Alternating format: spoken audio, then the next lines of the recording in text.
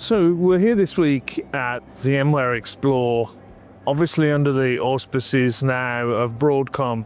It's been a fascinating week. We've got time with the senior leadership. We've had time with Hock Tan, always a box office session. I came into this week with a couple of key things that I would be looking for. What's the adoption story for VCF9? And also, where is the company tracking and what are they doing from an innovation point of view? So I've been looking at the performance this week through those two vectors. So if you look at the adoption, fantastic numbers, genuinely from the analyst session that we got time with Hock. I think I came away from it thinking that Hock was almost surprised by the level of traction and the adoption of VCF. I don't think they've also seen the attrition.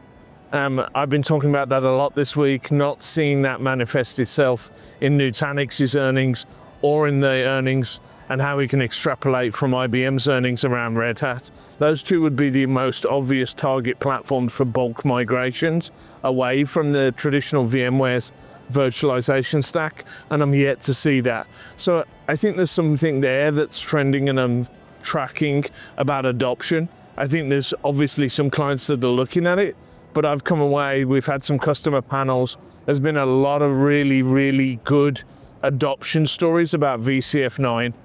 So that was the first key takeaway for me that I was looking for.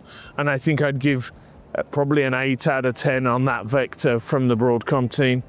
I think the other key vector I was looking for was the innovation story. We've seen a bunch of announcements. You'll be able to see those in our research notes, but a whole bunch of announcements from the company. Key announcements.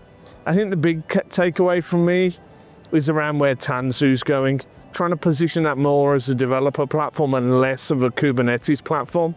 We've seen those Kubernetes capabilities transition into VCF.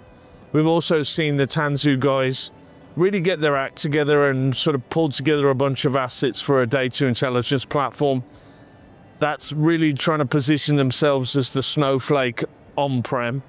Some work to do there. That's a strong lead competitive marketplace. You've got Cloudera, you've got Databricks, you've got Snowflake, you've got Teradata in that space. Has VMware got the brand permission to go and operate in that space and be a data lakehouse? They've certainly got the skills and capabilities as a global software company, but are people naturally seeing them as a data intelligence platform? So I think we've got that to look out for. I think what's going to be really interesting for me is as those Kubernetes assets transition from the Tanzu business into the VCF business, what's that single platform for virtualization and containers? That's obviously where they're messaging with VCF9. I think that makes a lot of sense. The nuances around what VMware means by private cloud, it doesn't just mean on-prem in your data center. It's a concept of private as your cloud, be that in a cloud IaaS environment on an AWS or a Google or a Microsoft, and also in your data center. So there's a nuance there. I think as I look at this community starting to come together, I spent some time with the VM user group guys last night. They're certainly pumped and stoked about what VMware's doing, being heard. Hock Tan's representing with that group and getting engaged. So that's fascinating to see. Don't think that would have been a natural muscle for him, but starting to see that come through. So as I look at Broadcom's acquisition of VMware, what are we now, 2 years on? I see a lot of positives. I see adoption of VCF, and I see velocity of innovation around some of the core capabilities and also bringing new capabilities to market. So it's been a fascinating week here. Check and look back for additional content. We'll see you next time. Thanks very much for watching.